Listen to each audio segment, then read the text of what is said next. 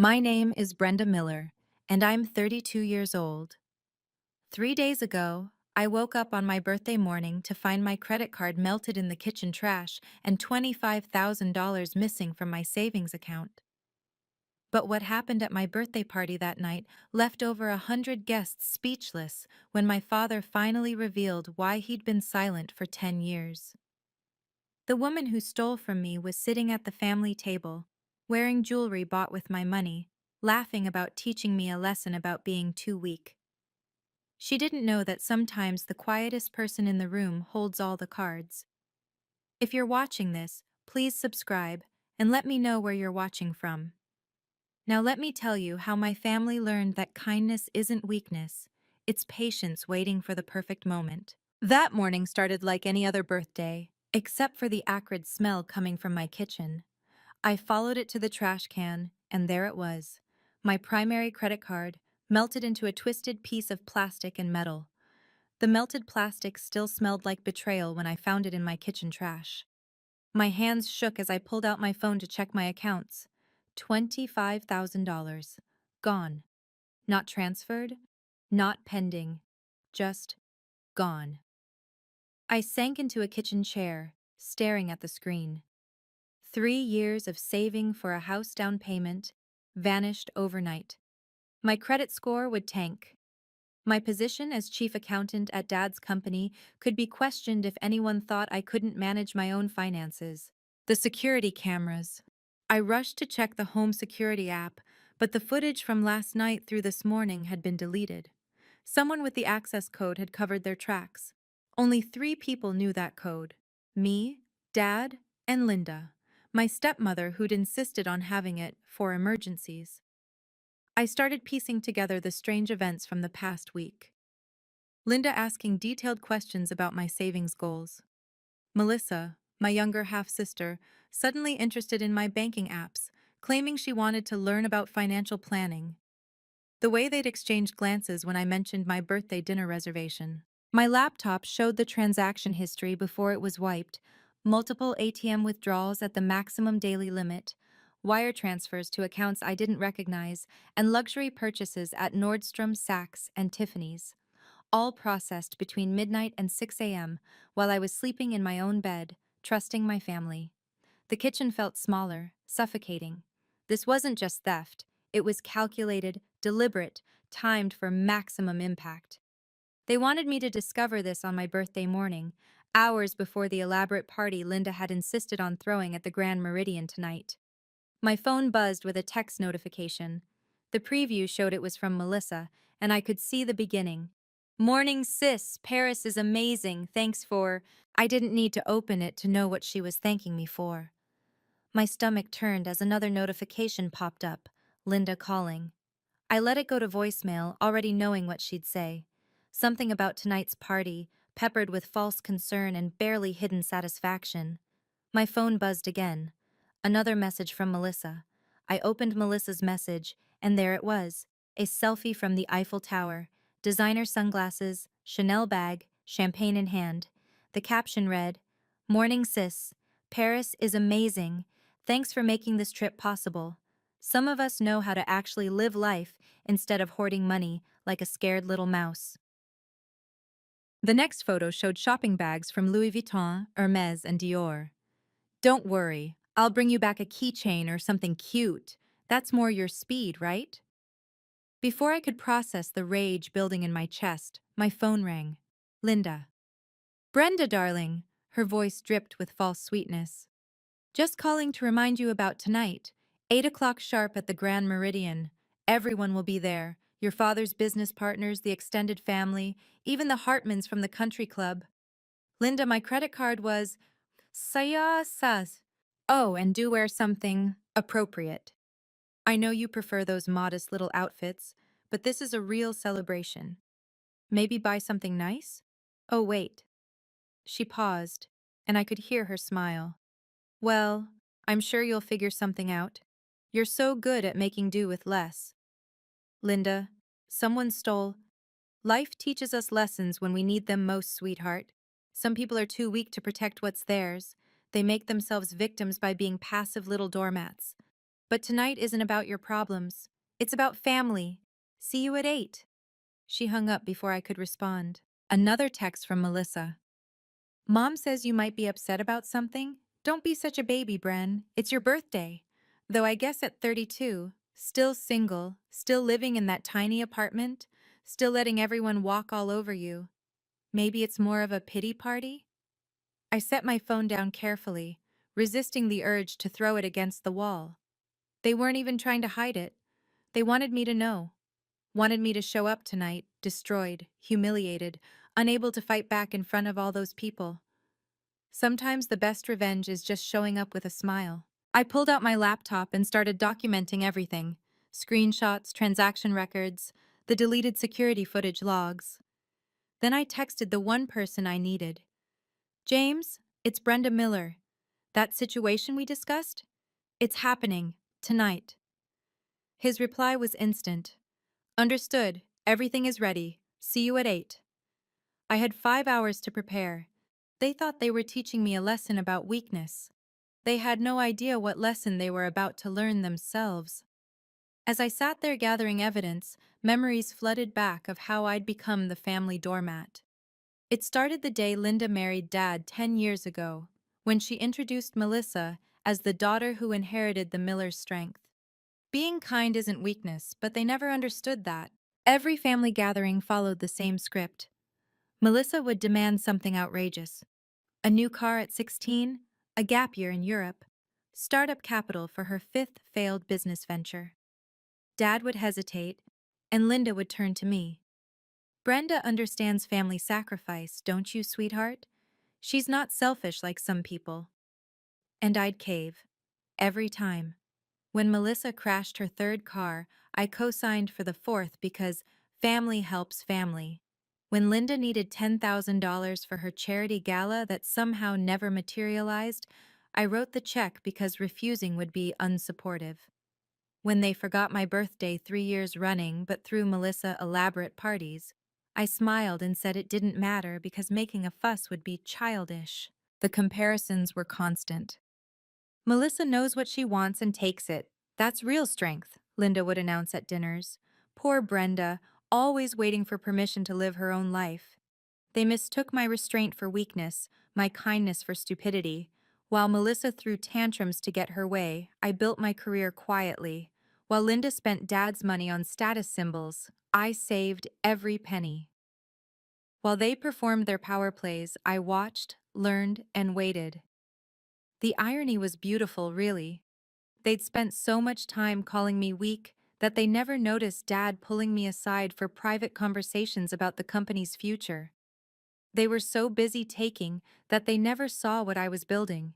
But why had Dad stayed silent all these years? That was the one piece I couldn't figure out. He watched them humiliate me, use me, dismiss me, and said nothing. Until 6 months ago, when everything started to change. The past 6 months had shown a dramatic escalation in their contempt. It started when Dad promoted me to chief accountant of Miller Industries. Linda's reaction was immediate and vicious. Robert, she doesn't have the backbone for leadership, Linda announced at the family dinner celebrating my promotion. Melissa should be groomed for executive roles. She has that killer instinct Brenda lacks. Melissa had laughed. Seriously, Dad? Brenda can barely say no to telemarketers. How's she going to handle corporate negotiations? Dad's silence spoke louder than their words ever could. Then came the exclusions. Family business meetings moved to times when I was traveling for work. Investment decisions were made without consulting the chief accountant. Melissa started using the company credit card for personal expenses, submitting receipts directly to Linda for approval instead of following protocol through my department. Don't be so rigid, Brenda, Linda had said when I questioned a $5,000 charge at a spa. Family businesses run on trust, not bureaucracy. Unless you don't trust your own sister? The final straw was last month's board meeting. Linda had actually suggested restructuring the finance department to reduce Brenda's stress levels. She'd prepared a whole presentation about how I was overwhelmed and too emotional for the position, recommending Melissa as co-CFO despite her having no financial experience whatsoever. That's when I noticed something odd. Dad had started meeting with James Chen, our family lawyer, every Thursday. Privately. No Linda, no Melissa, no me. The meetings weren't on the company calendar, but I saw James's car in the executive parking garage like clockwork. When I asked Dad about it, he simply said, "Patience, Brenda. Sometimes the best strategy is letting people reveal their true nature." I thought it was another of his cryptic business philosophies. Now, staring at my drained bank account, I was beginning to understand exactly what he meant. If you've ever been underestimated by your own family, you'll understand what comes next. Before we continue, please hit that subscribe button and ring the notification bell. I'm curious, have you ever had family members mistake your kindness for weakness? Let me know in the comments below. I read every single one, and your stories help me realize I'm not alone in this. Some of you have asked if I regret being patient for so long, and honestly, you're about to see why patience was my greatest weapon. Now let me tell you what happened when I walked into that birthday party. Standing outside the Grand Meridian at 7:45 p.m., I calculated the real cost of their betrayal. 3 years of savings, gone in 3 minutes of greed.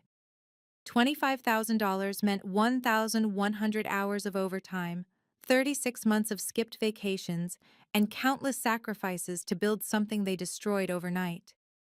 But the financial damage went deeper.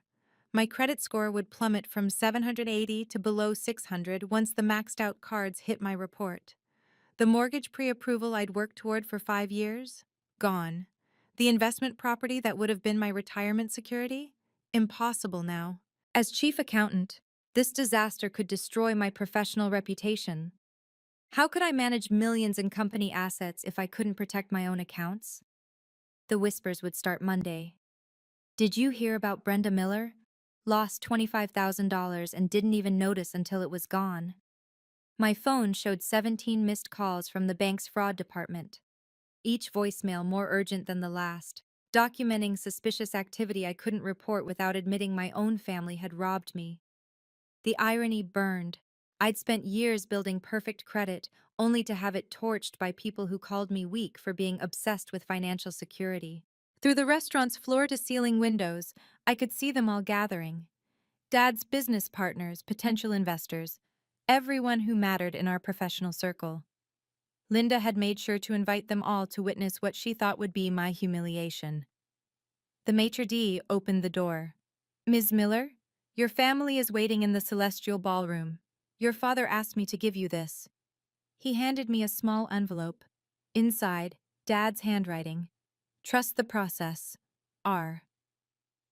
I tucked it into my purse next to the screenshots and evidence I'd gathered. If they wanted to discuss family finances in front of everyone, I'd give them exactly what they asked for. The celestial ballroom glittered with crystal chandeliers and $100 a plate place settings. Over 100 guests mingled with champagne, Dad's biggest clients, board members, country club elite, and extended family I hadn't seen in years. Linda had orchestrated this perfectly. Maximum witnesses for maximum humiliation. Sometimes the hardest battles are fought in evening gowns. Brenda, our biggest client, Harrison Walsh, approached with his wife. "Your father speaks so highly of your work. That restructuring proposal you presented saved us $2 million last quarter." Before I could respond, Linda appeared, sliding between us like silk-wrapped steel. "Yes, Brenda tries so hard, doesn't she? Of course, Melissa has that natural business instinct. She doesn't need to overthink everything like some people." Mrs. Walsh looked uncomfortable. Harrison frowned slightly but said nothing. The pattern I'd ignored for years suddenly seemed so obvious. Linda systematically undermining me to anyone who mattered. Across the room, I spotted James Chen near the bar, briefcase at his feet. He raised his glass slightly. A signal. Everything was in place. The guest list was more than social. These were witnesses to whatever was about to unfold. "Ladies and gentlemen," Linda's voice rang out, "please take your seats for a special toast." The stakes couldn't be higher. If I stayed silent tonight, I'd forever be the weak daughter who let her family rob her blind. But causing a scene could destroy the business relationships Dad had spent decades building. Our competitors were here too, circling like sharks, ready to use any family drama against us. I found my assigned seat, at the secondary family table, while Melissa sat at Dad's right hand at the main table. The place card next to mine read, James Chen, escrow. He leaned over and whispered, "Your father wants you to know he's proud of your restraint, but restraint and surrender aren't the same thing." The Grand Meridian's ambiance was perfect for Linda's production. Soft jazz, golden lighting that made everyone look successful, and enough space between tables for dramatic entrances and exits. I'd barely stepped into the ballroom when Melissa intercepted me at the entrance. "Welcome to your party, sister. Hope you can afford the memories." Her smile was sharp as the new diamond earrings she wore, earrings I recognized from the Tiffany's charge on my account. She air-kissed my cheeks, whispering, "Love the dress. Ross? Target? Very... you." Linda glided over in a $3,000 gown I'd seen her buy last week, on the company card naturally. "Brenda, darling, everyone's been asking about the birthday girl. I've been telling them how you're learning so much in your little accounting role." "Chief accountant," I corrected quietly. "Yes, well, titles are just words, aren't they? Melissa's been sharing her European adventure with everyone. Such initiative, taking that trip to study international business trends." She touched my arm with false concern. "You really should travel more, dear. Though I suppose that requires resources." The room felt like a stage, and I was the only one who hadn't received the script. Board members clustered near the bar, their wives gossiping by the windows. My Uncle Richard, who hadn't spoken to me since I'd refused to loan him money last year, was suddenly very interested in examining the wall art when I passed. Dad sat at the main table, silent and observing. His expression was unreadable, but his eyes tracked every movement, every interaction. He'd positioned himself with a clear view of the entire room, the CEO surveying his domain.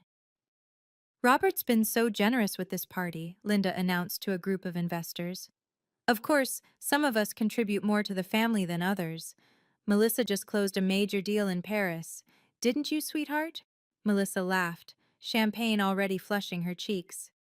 "Let's just say the Miller name opens doors, when you know how to use it." I took my seat, noting how James had positioned his briefcase within easy reach. The leather portfolio inside contained documents I couldn't see, but the way he guarded it suggested importance. Dad stood up slowly, his movement commanding instant attention. The room began to quiet, anticipating the traditional birthday toast. But the look in his eyes promised something else entirely. Dad raised his champagne glass, but before he could speak, Melissa jumped up, grabbing the microphone from the DJ stand. "Sorry, Daddy, but I just have to share." Her voice echoed through the ballroom. "Paris was absolutely transformative." "The shopping was incredible," she continued, projecting photos onto the ballroom's display screen from her phone. Linda stood, adding, "Strong women seize opportunities. Unlike some people," Melissa's eyes found mine, "who hoard every penny." "Afraid of actually living," Linda chimed in, tag-teaming. The crowd shifted uncomfortably. Some watched with barely hidden fascination, others looked away. Harrison Walsh's expression had turned stone-cold professional. "That's quite enough," Dad's voice cut through, quiet but firm. "Oh, Robert," Linda laughed. "Don't coddle her." "Some lessons cost more than others," Melissa added, her smile vicious. "Enjoy it while it lasts," I said quietly, but my voice carried. The room went still. It was the first time I'd spoken publicly against them, and the shock was palpable. Melissa's face flushed darker, not from champagne anymore. "What's that supposed to mean?" Melissa demanded. "Nothing, just economics," I replied calmly. Linda's laugh was forced. "Brenda thinks she understands money." "I understand theft," I said evenly. The silence that followed was deafening. Guests exchanged glances, some pulling out phones to discreetly text others. This was the drama they'd come for, even if they'd never admit it. "How dare you?" Linda started. "Sit down," Dad commanded. Not requested. Commanded. Linda's mouth opened, then closed. She'd never heard that tone from him before. Neither had I. Melissa, give me the microphone. Dad extended his hand. But Daddy, I was just… Now. She handed it over, confusion replacing confidence. The room held its collective breath. James Chen quietly opened his briefcase, pulling out a leather portfolio. Ladies and gentlemen, Dad began, his voice carrying the weight of authority that had built an empire.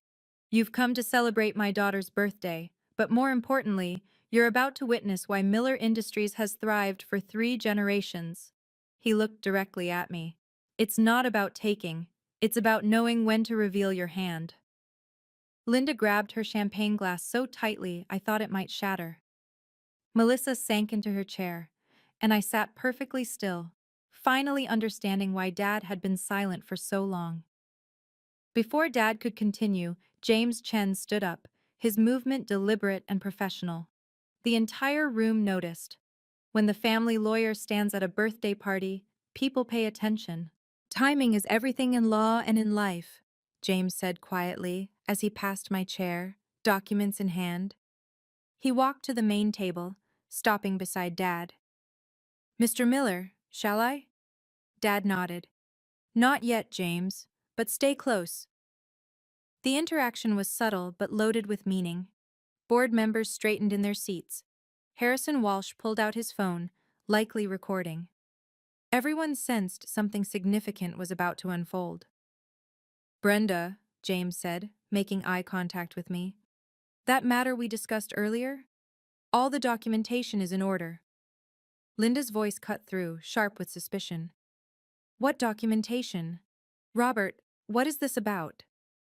Business, Linda. Something you've been very interested in lately. Dad's tone was neutral, but the temperature in the room seemed to drop. Melissa laughed nervously. God, why is everyone being so dramatic? It's just a birthday party.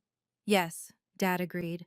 A birthday, a milestone, a time for gifts and revelations.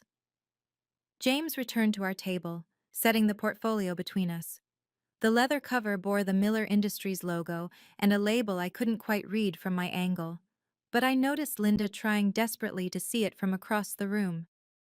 Mr. Chen, Harrison Walsh called out, I wasn't aware you handled family celebrations.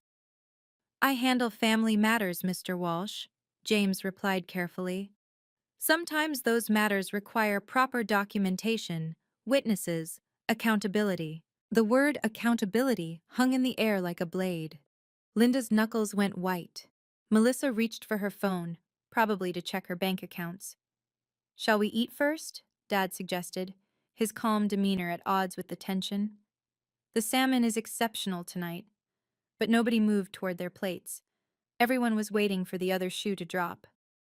Dad set down his champagne and walked to the center of the room, each step measured and deliberate. The soft jazz faded as the DJ, sensing the moment, quietly lowered the volume. I've been silent for too long, Dad said, his voice carrying to every corner of the ballroom. He looked directly at me, and for the first time in years, I saw warmth in his eyes.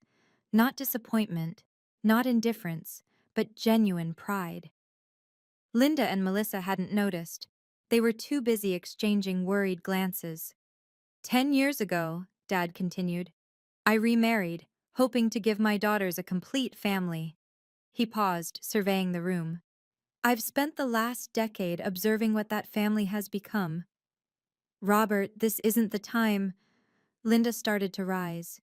Sit. One word. She sat.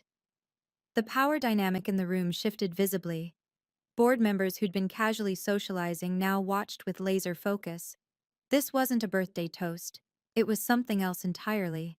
In business, Dad said, we often test potential successors without their knowledge. We watch how they handle pressure, adversity, and most importantly, betrayal. My heart started racing. Melissa's phone clattered onto the table as her hands began trembling. Some people, Dad's eyes moved to Linda, believe power comes from taking, from manipulation, from crushing those they perceive as weak. He pulled out his own phone, swiping to something on the screen. Others understand that true strength is restraint, patience, documentation. That last word made Linda flinch. James, Dad called out. I believe it's time. James stood again, picking up the portfolio. With your permission, Mr. Miller, I should note that everyone in this room is about to become a witness to legal proceedings. The ballroom erupted in whispers. Witness? Legal proceedings? At a birthday party? Dad raised his hand for silence. My daughter Brenda has something that was stolen from her. Tonight, she gets it back, with interest. Before Dad could elaborate, Linda seized control, standing with forced confidence. Since we're sharing family moments, let me tell you about the birthday gift we gave Brenda. She gestured to the display screen. Melissa, show them Paris. The screen lit up with photo after photo. Melissa at the Louvre, shopping on the Champs-Élysées, dining at Michelin-starred restaurants. Each image was more extravagant than the last. Some lessons are more expensive than others, Linda announced, her voice carrying over the growing murmurs. Brenda needed to learn that hoarding money while family struggles is selfish, so we taught her about sharing. $25,000, Melissa added, standing beside her mother. That's what real family support looks like.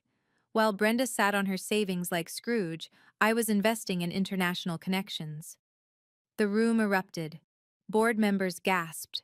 Harrison Walsh's wife covered her mouth. Uncle Richard actually laughed, thinking it was a joke. You took her money? Someone called out.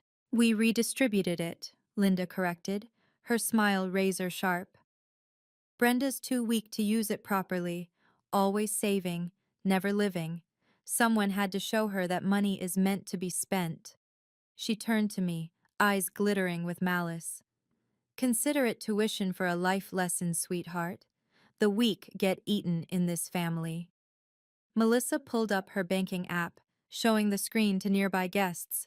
Look, I'm not hiding anything. Yes, I used Brenda's cards. Yes, I transferred her savings. She's family ATM. It's what she's good at. The humiliation was complete. Or it would have been if I hadn't noticed something crucial.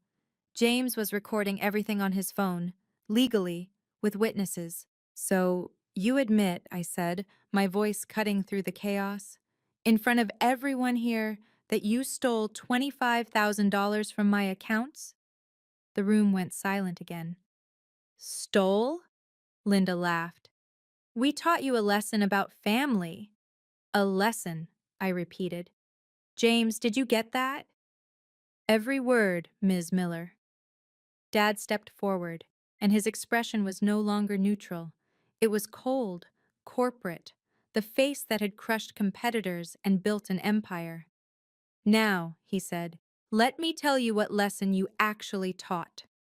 Linda doubled down, sensing she was losing control. Brenda needs to learn strength. Look at her. 32, single, no backbone. She'll thank us one day. Strength isn't always loud, I said quietly, but the microphone Dad had set down was still on, carrying my words. Oh, please, Melissa scoffed. You've never fought for anything in your life. You just exist, like furniture. Some guests laughed uncomfortably. Others looked appalled. The room was splitting. Those who saw cruelty and those who were entertained by it.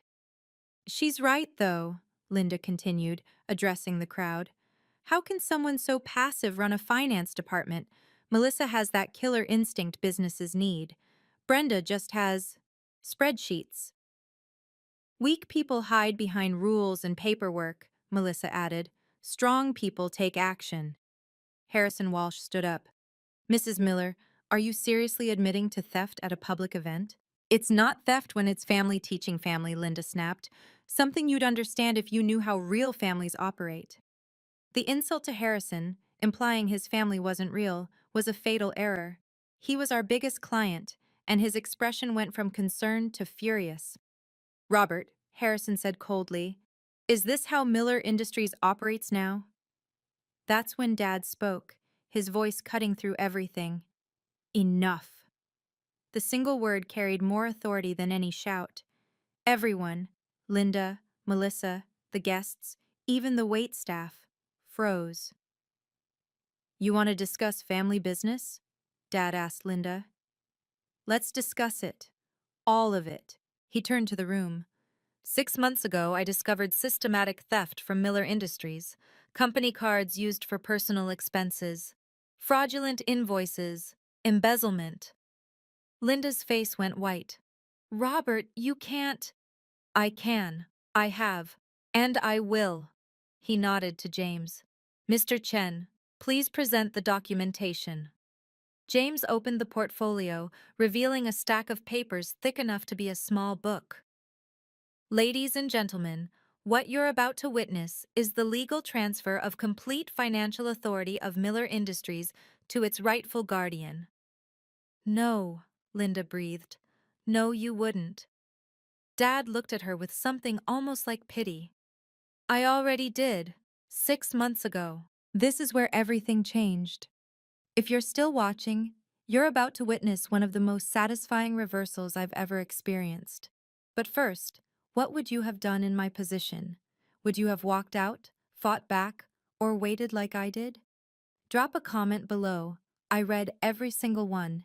And if this story resonates with you, please share it with someone who needs to hear it.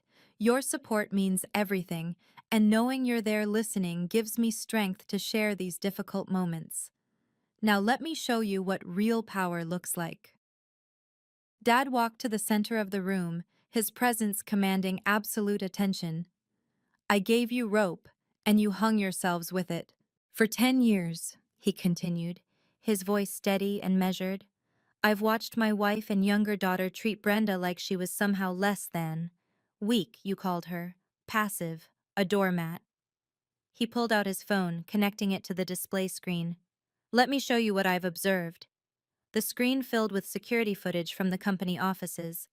January 15th, Melissa charges $8,000 at Bergdorf's on the company card, listing it as client entertainment. The client? Her personal trainer. The room gasped. Melissa started to speak, but Dad raised his hand. February 10th, Linda withdraws $15,000 from the emergency fund for a charity gala that never happened. March 3rd, another $12,000 for business development that went straight to her personal account. Each transaction appeared on screen with supporting documentation, bank statements, forged signatures, falsified invoices. But here's the interesting part, Dad said, his eyes finding mine. Every single one of these thefts was caught and documented by our chief accountant. Brenda knew. She filed reports. She followed protocol. And when I told her to wait, to be patient, she did. I felt the room's attention shift to me. The weak daughter suddenly didn't look so weak. You see, Dad continued, Brenda wasn't passive. She was building a case. Every transaction you made, Linda, every luxury purchase, every diverted fund, she documented it all. She could have exposed you months ago, but I asked her to wait. Why? Linda's voice cracked. To see how far you'd go, to let you reveal your true nature completely. He paused. And last night, you crossed the final line. You stole from your own family. Not from the company, from Brenda personally. $25,000. That's not. We were teaching, Melissa stammered.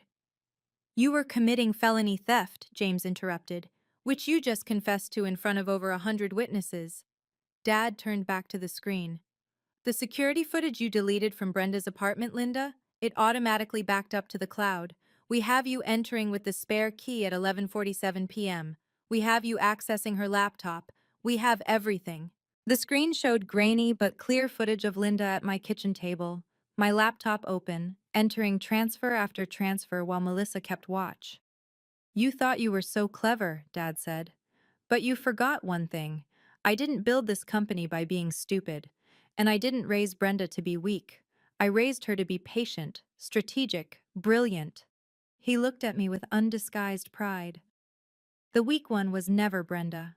It was the two of you, so consumed by greed, you couldn't see the trap closing around you. James stepped forward, pulling out the first document from the portfolio.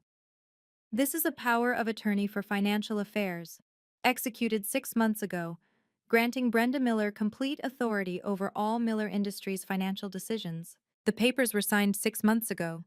You've been stealing from your own sister's company. Linda stumbled backward. That's not possible. I would have known. You were too busy stealing to notice, James continued, producing another document.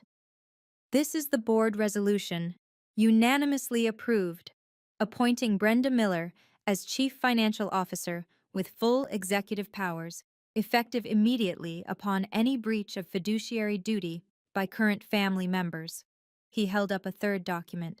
And this is the criminal complaint we're prepared to file Monday morning if full restitution isn't made within 48 hours. The room was absolutely silent. Even the waitstaff had stopped moving, frozen by the magnitude of what they were witnessing. Every transaction over $1,000, James announced, requires Brenda's signature as of 6 months ago. Every single purchase you made, Linda, every transfer, every withdrawal, all unauthorized, all criminal. Melissa's phone clattered to the floor. But, but I'm family. So is Brenda, Dad said coldly. Yet that didn't stop you from robbing her. James pulled out his tablet, showing bank statements. As of this moment, all accounts linked to Linda and Melissa Miller have been frozen pending investigation. The forensic audit is already underway. You can't do this, Linda shrieked. I'm your wife. And you've been embezzling from our company for 3 years, Dad replied. The prenuptial agreement you signed, remember that? Specifically states that any criminal activity voids all financial claims. Harrison Walsh stood up slowly. Robert, Brenda, on behalf of Walsh Enterprises, I want to state publicly that we have complete confidence in your leadership and integrity. In fact, we'd like to increase our contract by 40%, effective immediately. Other business partners began standing one by one, declaring their support. The tide hadn't just turned, it had become a tsunami. The $25,000 you stole from Brenda's personal accounts, James continued, is due in full within 48 hours.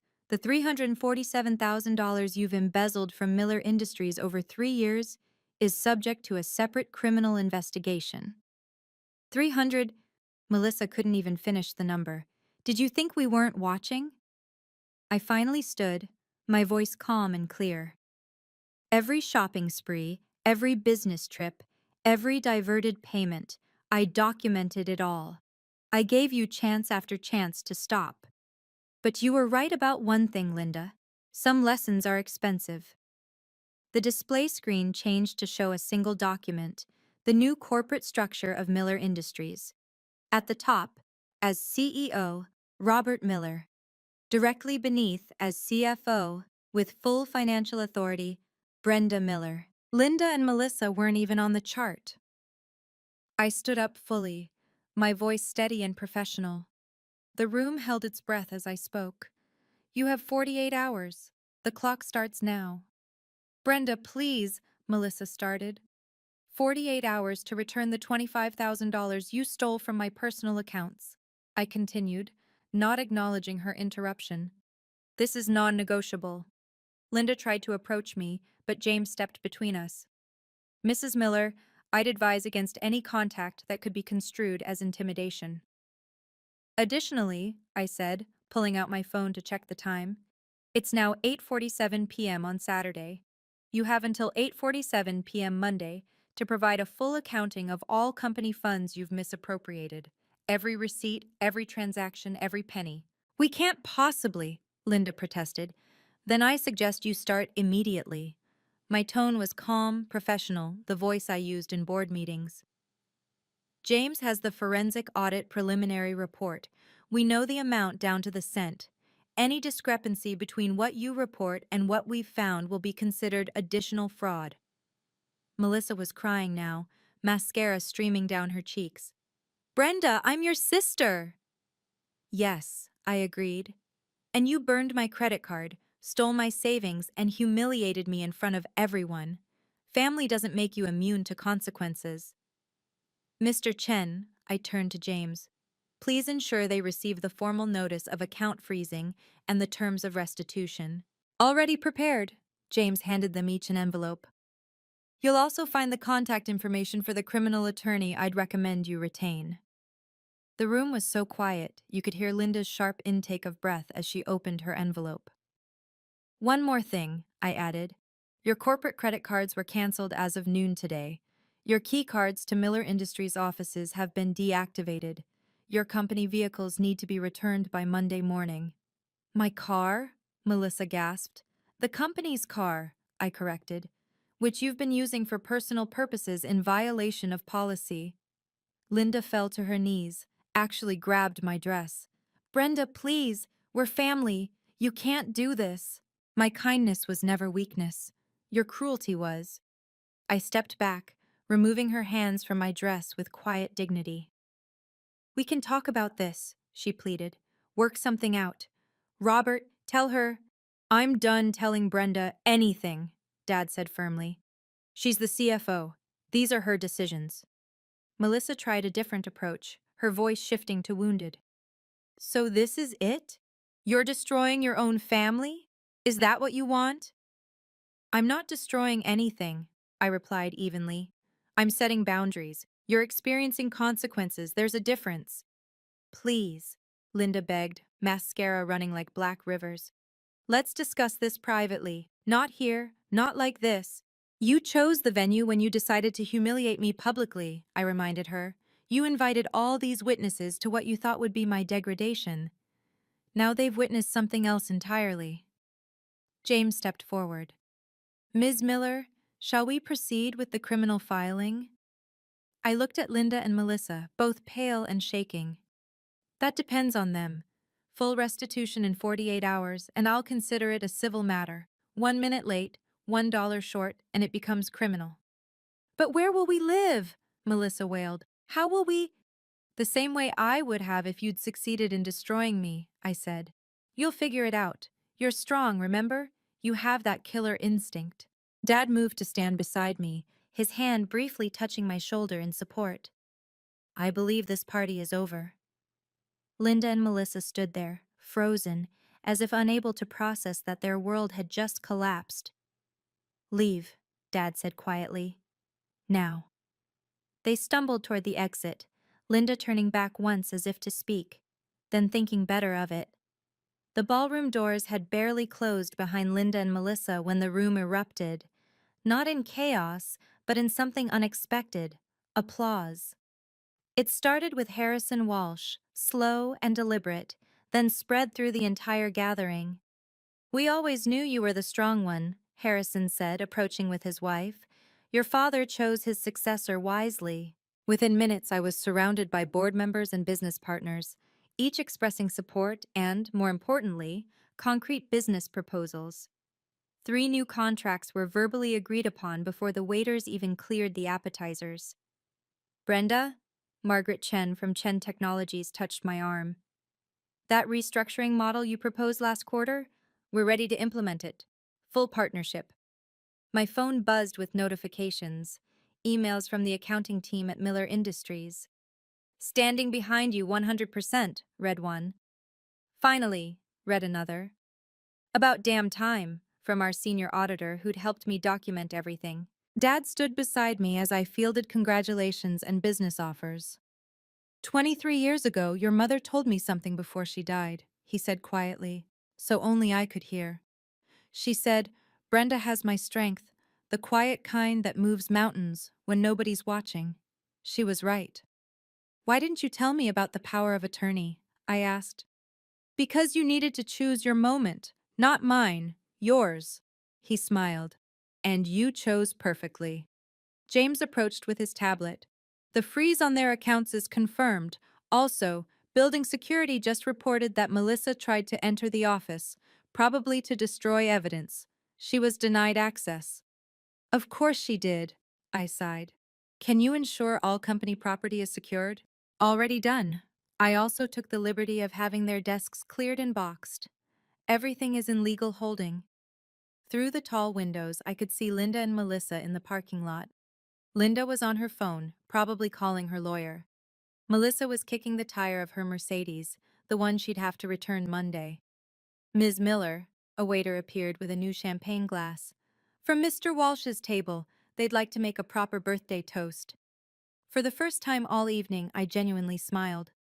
Tell them I'd be honored. 6 weeks later, I sat in my new office, the CFO suite that had been mysteriously under renovation for 3 years while Linda tried to claim it. The view overlooked the city, and my desk held a small framed photo from that birthday night. Dad and me, standing together after everyone else had left. Success is the best response to those who doubted you. The restitution had come through at 8:43 p.m. that Monday, 4 minutes before the deadline. Melissa had sold her Mercedes, her designer wardrobe, and the jewelry she'd bought with stolen funds. The $25,000 was returned in full, plus the $3,000 in overdraft fees and interest. Linda had to liquidate her secret investment account, the one she'd been funding with embezzled money. The divorce papers were filed within 2 weeks. Dad offered her a modest settlement if she signed a non-disclosure agreement and relinquished all claims to Miller Industries. She signed. The company audit revealed more than we'd initially found, almost $400,000 diverted over 3 years through elaborate schemes. Some of it was recovered. The rest became a very expensive lesson in trust. Under my financial leadership, Miller Industries grew 40% in the first quarter. The restructuring I'd proposed but Linda had blocked was finally implemented, saving us $2 million annually. Harrison Walsh's increased contract alone brought in $10 million in new revenue. Melissa had to get a job, her first real job at 28. She was working as a junior sales associate at a department store, selling the same designer goods she used to buy with my money. The irony wasn't lost on anyone. Linda moved back to her mother's house in New Jersey. The last I heard, she was trying to start a consulting firm for women entrepreneurs. Nobody was hiring her. Any regrets? Dad asked during our weekly lunch. No, I said honestly. I gave them every opportunity to be different. They chose who they wanted to be. And you chose who you wanted to be, he replied. Your mother would be proud. My credit score had recovered. The house I'd been saving for? I bought it last week, with cash, thanks to my CFO bonus. Sometimes the best revenge isn't revenge at all. It's success, earned honestly and defended fiercely. Looking back, I learned something vital about strength and boundaries that I wish I'd understood years earlier. Boundaries aren't walls. They're bridges to respect. For too long, I believed that being kind meant having no limits. That family meant accepting any treatment. That love required endless sacrifice. But real love, the kind that builds rather than destroys, requires boundaries.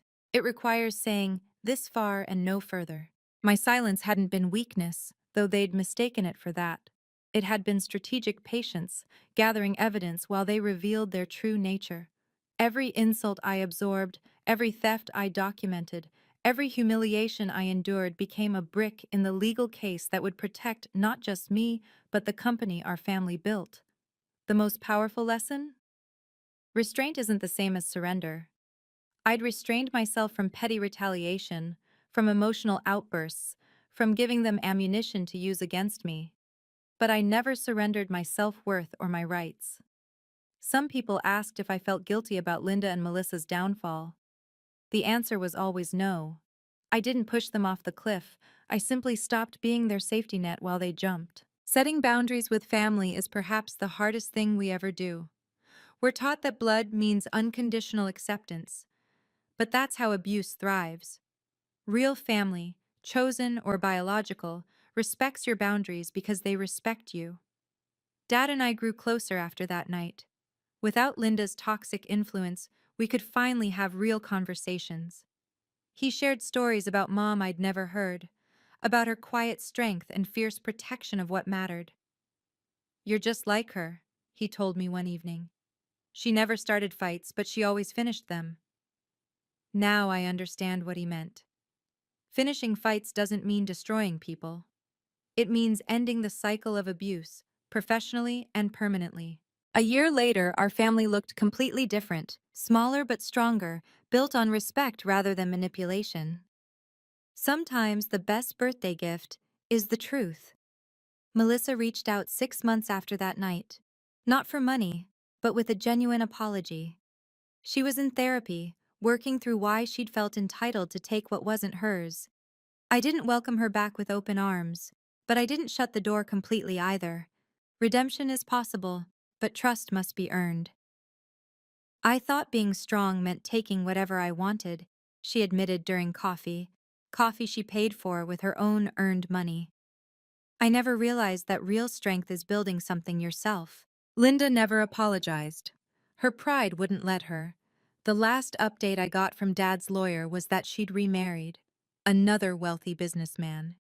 I wished him luck. He'd need it. Dad semi-retired, keeping the CEO title but delegating most operations to me. We'd have lunch every Thursday, discussing business but also life, memories of Mom, and plans for Miller Industries' future. The company thrived under transparent leadership. Employees who'd been afraid to report irregularities now came forward freely. We implemented new controls, better oversight, and most importantly, a culture where integrity mattered more than connections. My 33rd birthday was quiet. Dinner with Dad, a few close friends, and James Chen, who'd become like family. No grand ballroom, no 100 guests, no drama. Just people who genuinely cared about me, not what they could take from me. Any words of wisdom for your 33rd year? Dad asked, raising his glass. Yes, I smiled. When someone shows you who they are, believe them. When they take from you, bill them. And when they underestimate you, let them, right until the moment you don't. The quiet ones often do hold the most power. We just use it differently. Thank you for listening to my story. If you've ever been underestimated, overlooked, or taken advantage of by people who should protect you, I want you to know your patience isn't weakness. It's power waiting for the right moment. What boundaries do you need to set in your life? Share your thoughts below. If this story helped you, please subscribe and share it with someone who needs to remember their worth. And remember, the quiet ones often hold the most power. See you in the next story.